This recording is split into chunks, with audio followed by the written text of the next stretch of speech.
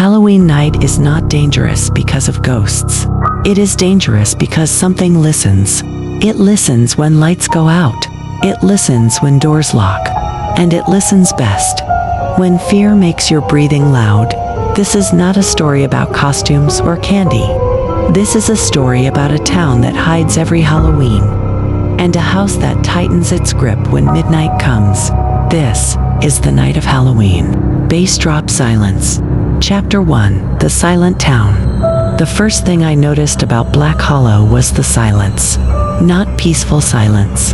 Not sleepy silence. This was the kind of silence that pressed against your ears, like the air itself was warning you not to make noise. The sun was still up when I crossed the town sign, yet every house was already closed. Curtains drawn, doors locked, no children, no decorations, no orange lights, no laughter. October 31st. Halloween, yet Black Hollow looked like a town preparing for a funeral. I slowed my car. That's when I saw them. People standing inside their houses, watching me. Every window had a face behind it. Not curious. Not friendly. Afraid. Chapter 2. A warning without words. I stopped at the old gas station. The bell rang as I stepped inside. An elderly man stood behind the counter, hands trembling as he counted money he clearly didn't need to count. "You're not from here," he said without looking up. "No," I replied. "I grew up here. A long time ago." That made him look at me. His face went pale. "You shouldn't be here tonight." "It's Halloween," I said. "I'll be gone by morning." The old man leaned forward. "Morning doesn't always come," he whispered. Then he reached under the counter and handed me a small object, a rusty key. "If you hear the walls," he said, "don't open any doors." Before I could ask what he meant, he turned off the lights. Chapter 3. Ashwood Road. Ashwood Road hadn't changed. The trees still leaned inward, their branches tangled together like ribs around a lung. Even in daylight, the road felt narrow, suffocating. My childhood home stood at the end, and across from it, the Holloway house. It looked wrong, not abandoned, waiting. A single light glowed on the second floor. As I stared, a shadow passed behind the curtain. Then something tapped the glass. Once, twice, 3 times. I forced myself to look away and unlocked my door. It felt like the house exhaled when I stepped inside. Chapter 4. The House That Remembers. My childhood home smelled old. Dustwood, something faintly metallic. I walked through familiar rooms that now felt smaller. The hallway ceiling seemed lower, the walls closer. That's when I heard it. Scratching from inside the wall. I froze. It stopped. Then a whisper came through the vents. "You came back." I ran to the front door. Locked. The windows wouldn't open. Outside, the Holloway house light went out, and my house went dark. Chapter 5. The Note. A knock echoed through the house. Slow, heavy, intentional. I opened the door. Nothing. Just a folded piece of paper on the floor. Written in shaking handwriting. "Midnight feeds the house." My phone buzzed. No signal. But a notification appeared anyway. 001. The walls creaked, not settling. Moving. Chapter 6. When Midnight Breathes. At midnight, the temperature dropped.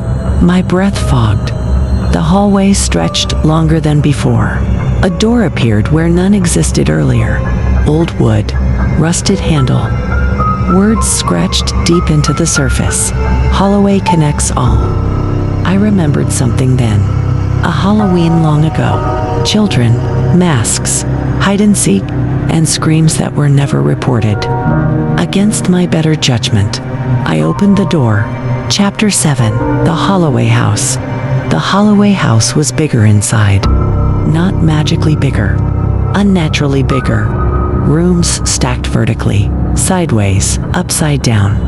Staircases that led back to themselves. Hallways narrowing until I had to turn sideways to move. The air grew thick. Each breath felt borrowed. That's when I heard crying. Children. From inside the walls. I pressed my ear to the wallpaper. It was warm, pulsing, alive. Chapter 8. The Children in the Walls. I followed the crying to the dining room. A long table. 9 chairs. 9 figures sitting perfectly still. Their faces were blurred like smeared paint.